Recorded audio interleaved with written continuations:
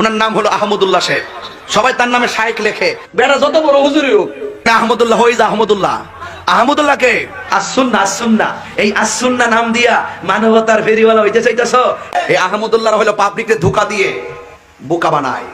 আহমদুল্লাহর গোনার টাইম আমরা আছে। আমাকে অনেক সময় অনেকে অনেক বাজে কথা বলেন, কটু কথা বলেন, হজম করে চলে যায় যে আমার ভাই হয়তো ভুল করেছেন। আমি আবার তাকে পাল্টা বলতে গেলে অসুন্দর হবে, মানুষ ইসলাম সম্পর্কে ভুল ধারণা নেবে। আমি সবর করার চেষ্টা করি। আল্লাহ আমাদের সব ভাইকে সেরকম হওয়ার তৌফিক দান করুন। বিড়ালের গলায় ঘন্টা বাজানো, এটা তো আসলে যার তার কাজ না। ডক্টর আব্দুল্লাহ জাহাঙ্গীর রহমতুল্লাহ একটা কথা বলতেন, ইসলামী বিশ্ববিদ্যালয় কুষ্টিয়ার প্রফেসর ছিলেন, অনেক বড় আলেম ছিলেন, আপনারা অনেকে চিনেন। স্যার একটা কথা বলতেন যে মুসলমানদের মধ্যে যে অনেকের আগুন লাগছে, এই হুজুর ওই হুজুরের বিরুদ্ধে, ওই হুজুর ওই হুজুরের বিরুদ্ধে বলে, এগুলো আমি থামাতে পারবো না, এত ক্ষমতা আমার নাই যে আমি থামাই দেব। তবে আমি একটা কাজ করতে পারি, সেটা হলো নতুন করে যেন কোনো আগুন না লাগে, আমি এই জন্য কোনো কারোর বিরুদ্ধে খোঁচাখুচি করি না। আমি আব্দুল্লাহ জাহাঙ্গীর রহমতুল্লাহ সেই বিষয়টাকে মাথায় রেখে কোরআন হাদিসের নির্দেশ দিকে তাকিয়ে আমি পারতপক্ষে আলহামদুলিল্লাহ আমি কোনো আলেমকে খোঁচাখুচি করি না। আপনারা শুনছেন কোনোদিন খোঁচাখুচি করতে? আলেমদের মধ্যে যারা মতবিরোধ করে, আরেকজনের পিছে লাগালাই করে, পাবলিকের সামনে একজন আরেকজনের বদনামিতে লিপ্ত, তারা জানে না যে তাদের পায়ের তলায় মাটি নাই। এই দেশে ইসলাম বিদ্বেষীরা ষড়যন্ত্র করে কত ভয়ঙ্কর গর্ত খুঁড়ে রেখেছে, এটা যদি তারা জানতো তাহলে এই কাদা ছড়াছড়ি বাদ দিয়া সেগুলোর বিরুদ্ধে তারা লাগতো। তারা প্রকৃত অবস্থা জানে না। যেই কোনো আলেম, যে কোনো ধার্মিক মানুষ, তিনি যদি পরস্পর দ্বন্দ্বে লিপ্ত হন, তাহলে বুঝতে হবে যে বড় বড় চ্যালেঞ্জগুলো সম্পর্কে তিনি জানেন না, সেজন্য তিনি এই ছোটখাটো বিষয়গুলো নিয়ে পড়ে আসেন। আমরা নিজেদের পিছনে লেগে আসি, শয়তান আমাদেরকে একজনের পিছনে আরেকজনে লাগাই দিছে। আপনারা সাধারণ মানুষ হবে, আপনাদেরকে আমি একটা অনুরোধ করতে চাই, সেটা হলো হুজুররা যদি নিজেরা লাগালাগি করে, আল্লাহর হস্তে আপনারা ওই লাগালাগি করেন না, হুজুরদেরকে আপনারা অন্তত বয়কট করবেন। যে আমরা এই সমস্ত খোঁচাখোঁচি করা মানুষগুলোর সাথে নাই।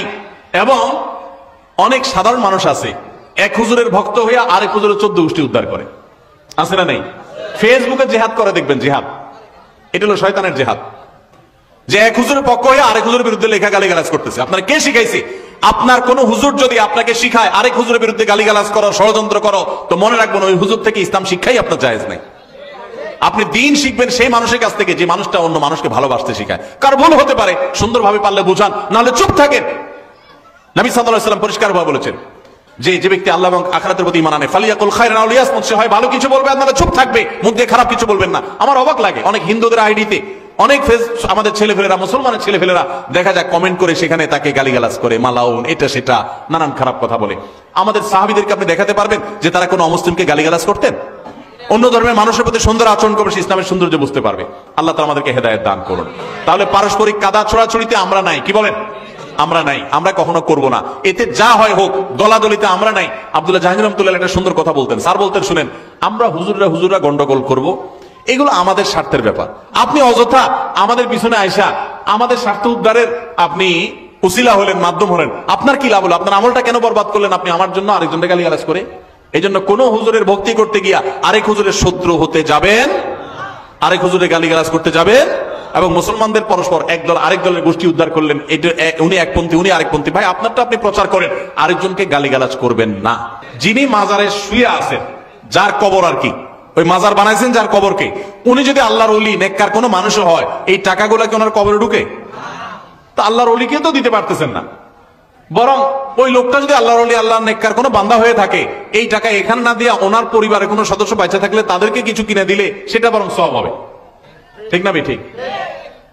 মনে রাখবেন, আমরা বাংলাদেশে মানুষ, হিন্দু ভাইদের সাথে আমাদের উঠা বসা অনেক বেশি। আমরা তাদের মধ্যে যে সমস্ত কালচার দেখি, এগুলো দেখে দেখে আমাদের মধ্যে চলে আসছে। এটাতে সেরকম একটা বিষয়। মাজার তো দানের কোনো জায়গা না ভাই। আপনারা মদিনায় গেছেন না? যারা মদিনায় গেছেন দেখছেন রাসূল আকরাম সাল্লাল্লাহু আলাইহি ওয়াসাল্লামের কবরে দান বাক্স কয়টা আছে? টাকা রাখার সিস্টেম আছে কোনো? কাহিনী কি? মাজারে দান করলে যদি সওয়াব হইতো, তো সবচেয়ে বড় মাজার রাসূল সাল্লাল্লাহু আলাইহি ওয়াসাল্লামের, ওখানে তো সবচেয়ে বেশি দান করার জায়গা থাকতো, কি বলেন? কই, সেটা তো নাই। আর মাজারগুলো দেখবেন বেশিরভাগ, বিশেষ করে আপনার দেশে বড় বড় অনেক মাজার দেখবেন হাইওয়ের আশেপাশে, রেল স্টেশনের আশেপাশে, মানে যেখানে যেখানে পয়সা পড়বে ওখানে মাজার বেশি। বুঝেন না কথা? আল্লাহর যে নেককার বান্দারা আছে, ওনাদের কবরকে যদি কেউ মাজার বানায়, তারা অপরাধী। আল্লাহর নেককার বান্দারা অপরাধী না।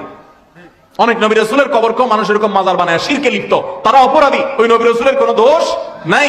খবরদার, আমি ওই কবরের সাহিত্য নেককার কোনো মানুষ থাকলে তার সমালোচনা করতে পারবো না। আল্লাহ তাদের প্রতি রহম করুক।